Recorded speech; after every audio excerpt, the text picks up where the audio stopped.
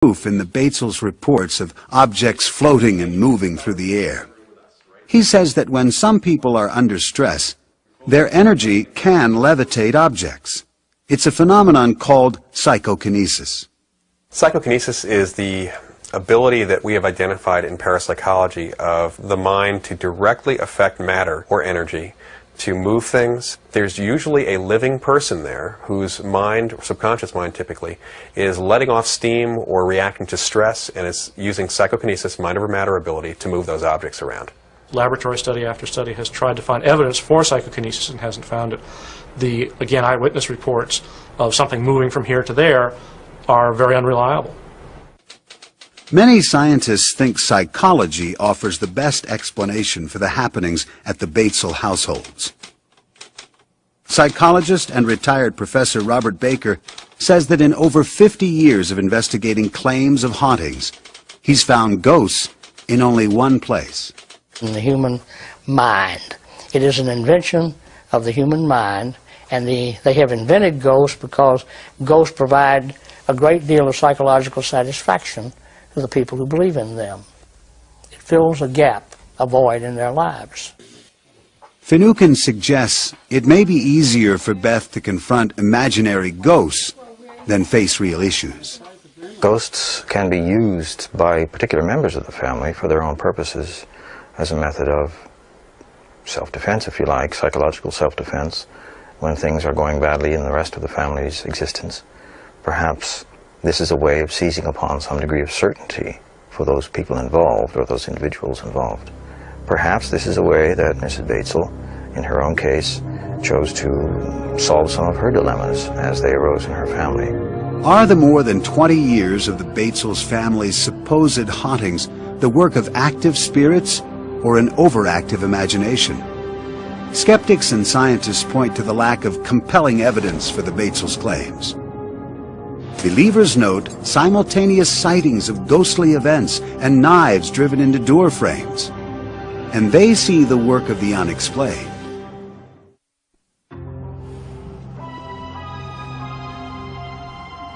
For centuries, Native American elders have passed down legends that tell of hidden places deep in the mountains of Colorado. For the spirits of the dead, these sites are sacred portals that provide passage in and out of this world to the next.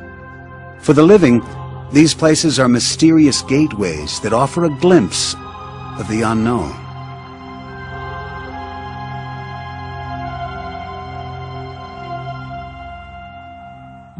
Steve Lee, a truck driver from Dallas, was on a new delivery route driving through the mountains of Colorado. He found the beauty of the area so captivating that he moved his family to the middle of the Black Forest, 20 miles north of Colorado Springs. He bought a log cabin on 5 acres of land, and the boys quickly took to roaming the woods. The forest gave the children a sense of freedom and adventure.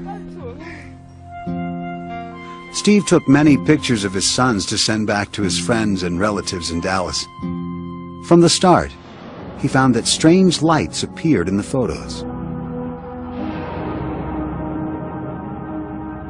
I noticed orange beams following around one of my youngest son, and my oldest son I would notice a greenish glow following him around. And soon after that, we started getting things in the pictures like dogs and faces that shouldn't be there. At first, Steve dismissed the pictures, believing that something was wrong with his film. The mysterious lights and phantom fog continued to appear in his photos. Steve became obsessed with taking pictures, and each new roll of film brought more frightening discoveries. Some parts of the house were more active than others. When Steve took pictures of the mirror over his dresser, he was terrified by the reflections staring back at him.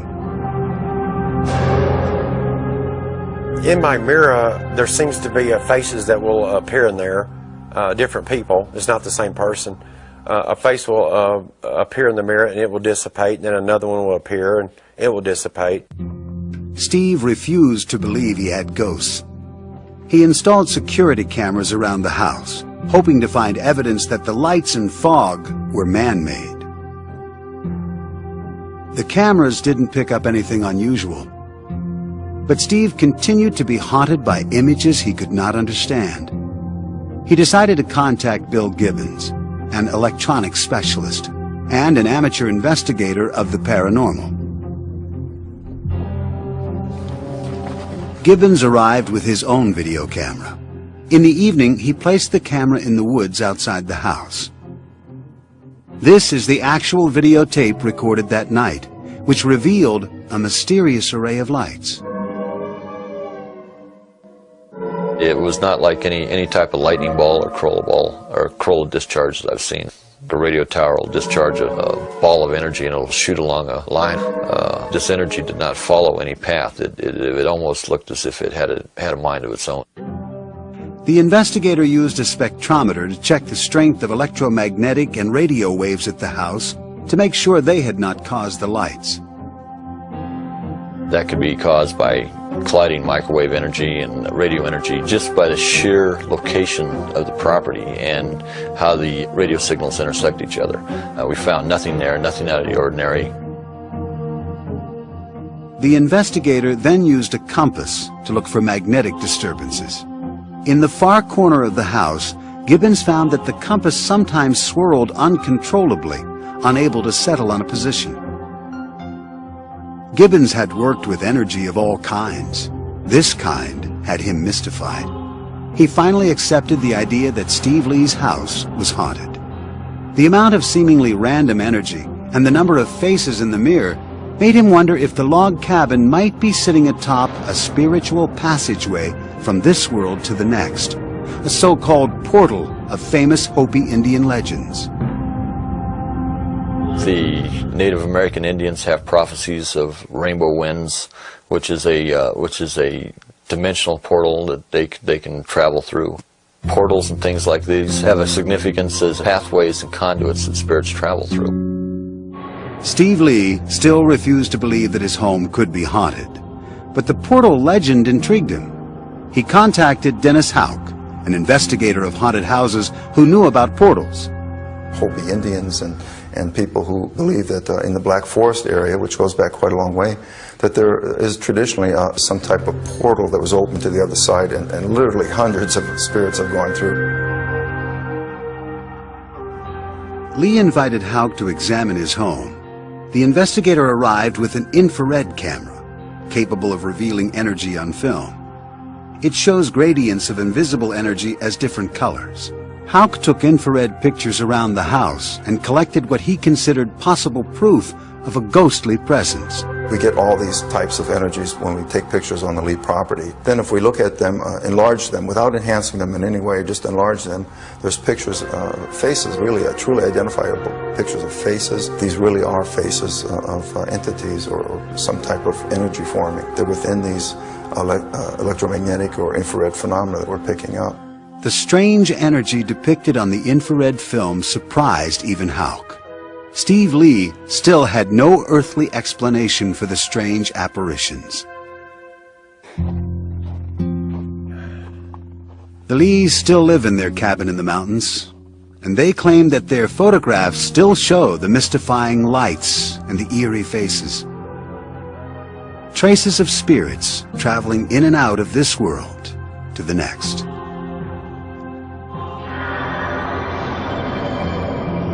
Is the Lee house filled with spirits moving through a legendary portal? Are the surprising photographs evidence of a new kind of energy that allows ghosts this passage? Scientists and skeptics offer a resounding no. Tom Flynn, a photo expert, believes many of the anomalies on the photos have logical explanations. I've examined the Lee pictures, and I find far more evidence of common camera problems than of the supernatural. I think that most of these mysterious fogs are various items, including the camera's own strap, that stray very close to the camera, so close that they go out of focus, so close that they're blasted bright white by the on-camera flash. It also creates a lot of lens flare. And that's where you get the characteristic little round transparent circles that kind of glow whitish. Those who believe that this Colorado house may be sitting on top of a spiritual gateway say that Lee's photos may have captured the portal in action. I believe photographs can catch things. I've seen photographs that have cut other dimensions before at other places. And be it through a mirror or through some type of very, very fast-speed film, we see ghosts or have ghost apparitions in certain areas because the energies there allow that materialization to happen. Physicist Leon Letterman argues that if believers say there is an energy portal at the Lee house, then they must base their claims on accurate principles of science, not ghostly photographs.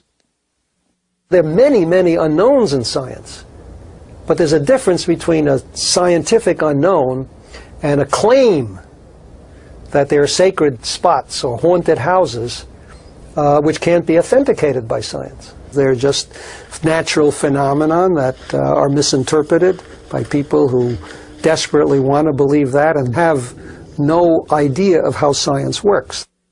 Neuroscientist Dr. Michael Persinger does know how science works.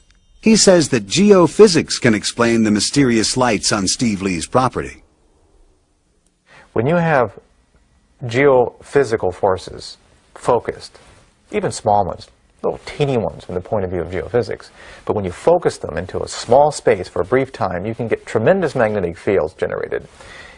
If that takes place, you can get fluorescent and light thresholds generated, very much like a will-o-wisp or electrostatic discharges.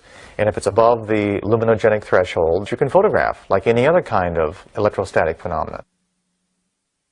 Persinger says that these strange anomalies in the Earth's natural electromagnetic field are found in many supposedly haunted sites. And sometimes they intersect with the brain waves of people who live there, producing haunt-like feelings. It's a theory he has tested in his Sudbury, Ontario laboratory. Many of the kinds of patterns of fields that are generated in haunted areas that we have found are very complicated. Brief, transient fields, erratic shape. If these forces stimulate the brain, you could have feelings of a presence, the sounds of footsteps or movements or voices, and of course that ever-present presence, that there's something looking at you. All of these symptoms mirror events described by the Browns at the height of their supposed haunting. This might also explain why Beth Batesel is not able to escape the ghosts that have haunted her for more than 20 years. Certain highly creative people are more sensitive to these mysterious geophysical forces than others, a fact that for many believers justifies their claims of ghostly encounters. Even though people are sensitive, it does not mean that they're crazy. It surprises me the number of people that have come out of the woodwork to tell me about a light that they've seen in a dark room or a deceased relative that has come back to visit them. And so that this is a much more common phenomenon than we think, but people are hesitant to talk about it because of the implication of some kind of psychopathology. Some skeptics think that belief in ghosts persists even in the face of scientific skepticism because it stands as such a deeply held cultural belief. In a sense, ghosts are in people's heads, but in another sense, culturally and socially, they do exist for them, and indeed for many other people in that society. They are human constructs. So is music, so is poetry. I mean, we have to accept these things, these ghosts, all to be respected as creations of the human mind. Believers object to the idea that ghostly encounters are creations of the human mind. Rather, they insist that hauntings deserve respect because the restless spirits are real. When you come face to face with it, then you have to deal with it as reality, because when you're face to face with something, it is reality. From restless spirits to ghostly gateways, Hauntings have the power to instill terror and fear in those who believe in them. Is the ghostly presence actually the work of our own creative minds? Or is it the labor of troubled spirits cursed to roam the earth? For those who have experienced a haunting presence, they know they are living on the threshold to the unexpected.